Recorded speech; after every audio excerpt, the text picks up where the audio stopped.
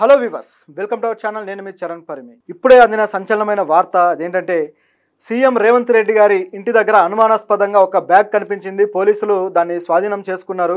అసలు ఆ బ్యాగ్ ఎవరు పెట్టారు, అది ఏంటి, అందులో అనుమానాస్పదంగా ఏముంది అని ఒక విధమైన కలకలం అయితే అక్కడ చెలరేగింది. అసలు ఏం జరిగింది, రేవంత్ రెడ్డి గారికి సంబంధించి సెక్యూరిటీ పరమైన ఇబ్బందులు ఇక్కడ తలెత్తినట్టు కనిపిస్తుంది. ఏం జరిగింది అనేది అక్కడ ఉన్న మన ప్రతినిధితో మాట్లాడి తెలుసుకుందాం. ఆ, నమస్తే తేజ, అక్కడ పరిస్థితి ఎలా ఉంది, ఏంటి సంగతి? నమస్తే చరణ్. అయితే ఇక్కడ రేవంత్ రెడ్డి గారి పరిస్థితి చూసుకుంటే ఇక్కడ వాళ్ళ ఇంటి దగ్గర పరిస్థితి మొత్తం కూడా పోలీస్ బలగాలన్నీ కూడా ఇక్కడికి వచ్చి మొత్తం హైలైట్ అయితే ప్రకటించారు. అయితే ఈ న్యూస్ కాస్త మధ్యాహ్నం 3:30 ఆ టైంలో ఈ న్యూస్ బయటకు వచ్చింది. అంటే మొత్తం కూడా రేవంత్ రెడ్డి గారి ఇంటి దగ్గర కాదు, ఇంటి దగ్గరలో. ఓకే, అంటే ప్రెసెంట్ రేవంత్ రెడ్డి గారు ఎక్కడైతే పెద్దమ్మ తల్లి టెంపుల్ ఉందో దానికి దగ్గరలో ఒక ఇంటిలో ఆయన నివాసం ఉంటున్నారు ముఖ్యమంత్రి సీఎం రేవంత్ రెడ్డి గారు. ఆ ఇంటికి దగ్గరలో వేరే ఒక స్ట్రీట్ లో ఒక నల్ల బ్యాగ్ దొరికింది. ఓకే, అంటే సో ఇప్పుడు ఆ బ్యాగ్ లో ఏముంది, ఆ బ్యాగ్ ఎవరు అనుమానాస్పదంగా ఉందా ఏంటి, అసలు ఆ బ్యాగ్ ఎవరు పెట్టుంటారు? అదే దాన్ని ఆల్రెడీ స్వాధీనం చేసుకున్నారు. ఆల్రెడీ టీమ్స్ దాన్ని సెర్చ్ చేసిన ఇంటికి ఆ బ్యాగ్ లో అసలు ఆ బ్యాగ్ ఎవరు పెట్టారు, ఆ బ్యాగ్ లో ఏముంది, అసలు బ్యాగ్ అసలు ఆ ప్లేస్ కి ఎలా వచ్చింది, సీసీటీవీ ఫుటేజ్ చెక్ చేసే ప్రయత్నం కూడా చేస్తున్నారు. దానికి సంబంధించి ఇప్పటి వరకు కూడా ఎలాంటి విషయాలు బయటకు రాలేదు.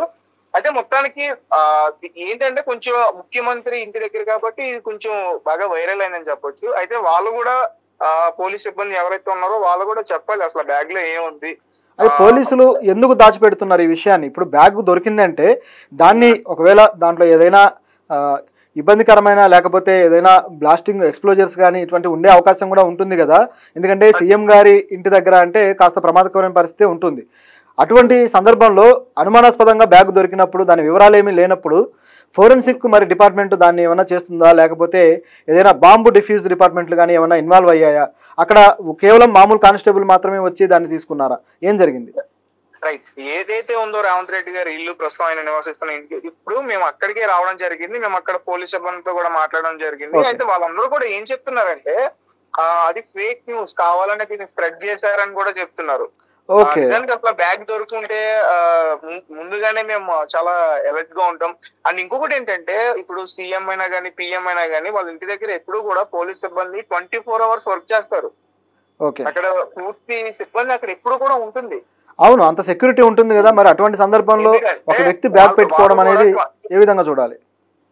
అంటే వాళ్ళు కూడా 24 hours అబ్జర్వ్ చేస్తారు. ఆ స్ట్రీట్ లో ఎవరు వెళ్తున్నారు, అక్కడ ఏమేమి వెహికల్స్ వస్తున్నాయి, ఎలాంటి వెహికల్స్ వస్తున్నాయి. దాదాపు మొత్తం ఒక 200 meters వరకు కూడా సెక్యూరిటీ ఉంటుంది. ఎవరైనా అనుమానాస్పదంగా కనిపించినా వాళ్ళని ఆపడం, అడగడం, ఆరా తీయడం, కొంచెం వాళ్ళ మీద ఏదైనా అనుమానం వస్తే వాళ్ళని ఖచ్చితంగా పోలీస్ స్టేషన్ తీసుకెళ్తారు, విచారిస్తారు. అంటే కొత్త పర్సన్స్ ఆ ఏరియాలో పర్టికులర్ గా కొత్త పర్సన్స్ ఇప్పుడు ఆయన ఉన్నదంతా కూడా సిటీ అని చెప్పొచ్చు. కొంతమంది వేరే వేరే నగరాల నుంచి కూడా ఇక్కడ అనుమానాస్పదించాల్సింది ఆయన మీద చెప్పేది ఆయన మీద అభిమానం ఉండి సరదాగా చూడడానికి కూడా ఎక్కడెక్కడి నుంచో వస్తారు.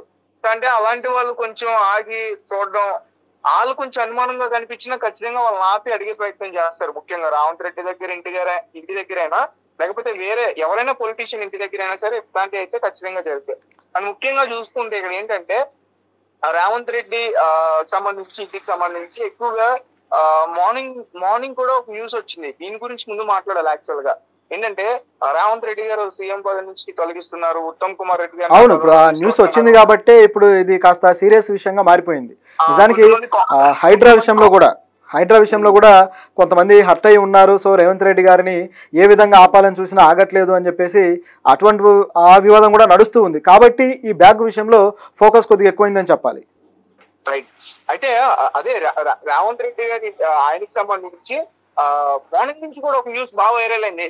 కట్ చేస్తే మళ్ళీ ఉత్తమ్ కుమార్ రెడ్డి బ్యాగ్ న్యూస్ అంటే దాన్ని డైవర్ట్ చేయడానికి ఏమన్నా ఇదొక ప్లానా, లేకపోతే ఇది ఎవరన్నా కావాలని ఫేక్ గా సృష్టించారా? కొంతమంది చాలా మంది రేవంత్ రెడ్డి గారి అంచనాలు కూడా ఆందోళన చేస్తున్నారు. అసలు అది ఫేకే ఇది ఫేకే అని చెప్తున్నారు. ముఖ్యంగా పోలీసులు అయితే అక్కడ పూర్తిగా చెప్పారు బ్యాగ్ లో ఎటువంటి ఏమీ లేదు, అదంతా ఫేక్ న్యూస్, ఎవరో కావాలనే దీన్ని స్ప్రెడ్ చేసే ప్రయత్నం చేస్తారు. అలాగే ముఖ్యంగా ఏదైతే మనం చూస్తున్నామో మీరు మాట్లాడింది హైడ్రా. సో రీసెంట్ గా రేవంత్ రెడ్డి గారి కన్నా ముందు ఈ హైడ్రా కమిషనర్ ఎవరైతే ఉన్నారో ఏవి రంగనాథ్, ఆయన ఇంటి దగ్గర వద్ద కూడా ఇట్లానే కొంతమంది అనుమానాస్పదంగా కనిపిస్తే వెంటనే ఆయనకి సెక్యూరిటీ సిబ్బంది కల్పించడం, పోలీస్ బలగాలను కల్పించడం మనం చూసాం. మీరు చెప్పినట్టుగానే హైడ్రా వల్ల చాలా మంది ఇబ్బంది పడుతున్నారు. పొలిటీషియన్స్ గానీ, లేకపోతే రిచ్ పీపుల్ గానీ, పూర్ పీపుల్ గానీ, పేదవాళ్ళు గానీ అందరూ కూడా ఇందులో చాలా మంది కూడా ఇబ్బంది పడుతున్నారు. కాబట్టి నాకు అనిపిస్తుంది ఏంటంటే ఇది ఎవరో కావాలనే ఒక పుకారు సృష్టించడం కోసం, ఒక ఫేక్ న్యూస్ ని క్రియేట్ చేయడం కోసం చేశారని నాకు అనిపిస్తుంది. ఎందుకంటే మనకు తెలుసు సీఎం ఇంటి దగ్గర ఎలాంటి వాతావరణం ఉంటుంది, అక్కడ సిబ్బంది ఎలా ఉంటారో ప్రతిదీ కూడా చాలా చాలా ఎలర్ట్ గా ఉంటారు వాళ్ళు. ఆయన బయటకు వెళ్ళిన దగ్గర నుంచి ఆయన మళ్ళీ లోపలికి వచ్చేంత వరకు కూడా చాలా హై అలర్ట్ గా ఉంటారు. అలాంటిది ఈ రోజు ముఖ్యంగా రేవంత్ రెడ్డి ఇక్కడ మన తెలంగాణ రాష్ట్రంలో అన్ని ఇష్యూస్ జరుగుతున్నాయి.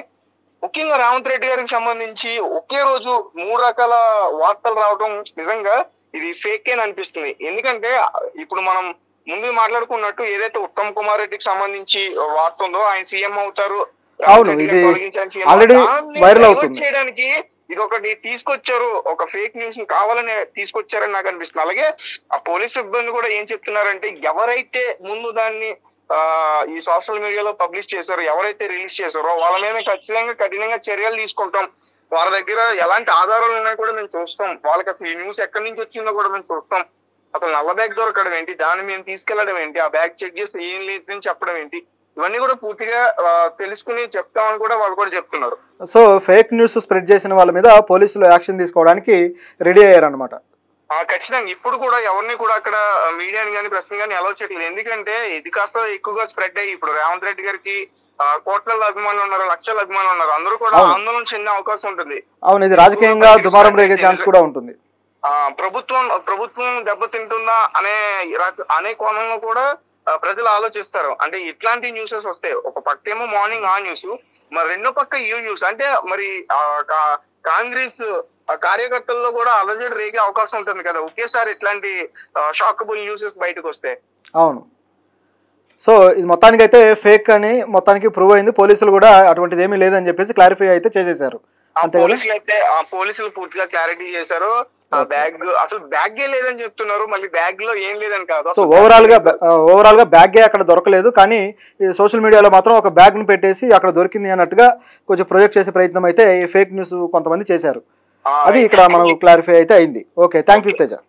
వాళ్ళు కూడా ఎందుకు దీన్ని ముందు దీని గురించి పూర్తిగా ఎక్కువ చెప్తున్నారంటే చాలా మీడియా ఛానల్స్ అక్కడికి వెళ్ళి అక్కడ అసలు నిజంగానే ఉందా లేదా, అవును ఇది బాగా వైరల్ అవుతుంది కూడా, సో అది కాస్త వైరల్ అయిపోతుందని చెప్పేసి వాళ్ళు కూడా ముందుగానే చెప్పడం జరిగింది. Okay, thank you Teja. So ఇదేంటి పరిస్థితి, రేవంత్ రెడ్డి గారి ఇంటి ముందు ఒక బ్యాగ్ దొరికిందని అలాగే ఇట్లా రూమర్ స్ప్రెడ్ అవ్వడము, దాంతో పోలీసులు కూడా కంగారు పడిపోయి అటువంటిది ఏమీ లేదని చెప్పేసి క్లారిఫై అయితే చేసేశారు. ఈ లోపే ఇది బాగా వైరల్ అయిపోయి ఛానల్స్ వాళ్ళు కూడా వెళ్ళి అది షూట్ చేసుకొని రావడం జరిగింది. ఎందుకంటే సీఎం గారి ఇంటి ముందు జరిగినప్పుడు ఆ మాత్రం కంగారు ఉంటుంది, ప్రతి ఒక్కరు కూడా అలర్ట్ అయిపోతారు, రియాక్ట్ అవుతారు. అంతే తప్ప ఈ ఛానల్స్ అనేవి ఖచ్చితంగా అది విషయం ప్రజలకు అందిద్దామని చెప్పి వెళ్ళుంటారు. కాకపోతే అక్కడ ఏమీ లేకపోవడం అనేది కూడా మనం హర్షించాల్సిన విషయం. ఎందుకంటే సీఎం ప్రాణానికే ఇబ్బందికరమైన పరిస్థితి అంటే అది చాలా పెద్ద విషయం అయిపోతుంది. మొత్తానికి సీఎంకి ఏమీ కాలేదు, అదేవిధంగా ఇక్కడ ఎటువంటిది జరగలేదు. సో దీని వెనక ఎవరు ఉన్నారు, ఎవరైనా రాజకీయ కుట్రతోటి చేశారని